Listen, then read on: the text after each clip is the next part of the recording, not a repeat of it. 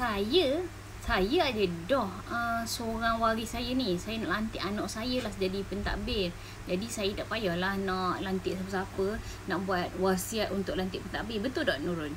Okey, betul dan salah. Betul dan salah. Okey, macam mana tu? Betul tu, betul. Tuan dah ada seorang yang untuk dilantik sebagai pentadbir untuk menguruskan, untuk pergi ke JKPTG, pergi ke bank, pergi ke contohnya kalau ada aset ahli saja, pergi kat Mana Raya, kena pergi ke mahkamah. Kalau harta lebih daripada 5 juta, ada aset ahli dengan aset tak ahli. Dan boleh pergi ke mana-mana, dia sanggup.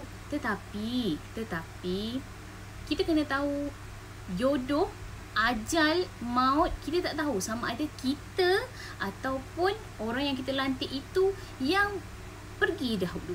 Kita tak tahu benda tu. Mungkin dia willing, tak apa, saya boleh buat, saya sanggup untuk pergi menguruskan.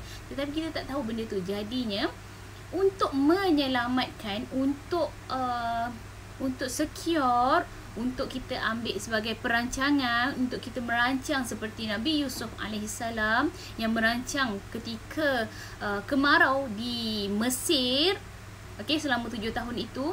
Jadi kita pun merancanglah, kita ikutlah apa yang baik daripada Al-Quran dah ajar pada kita. Jadi kita rancanglah, kita lantiklah. Contohnya kalau tuan-tuan, puan-puan nak lantik anak, okey, boleh tulis nama dia untuk melantik dia sebagai, contohnya saya melantik Ahmad bin Abu sebagai pewasi saya untuk menguruskan harta pusaka saya.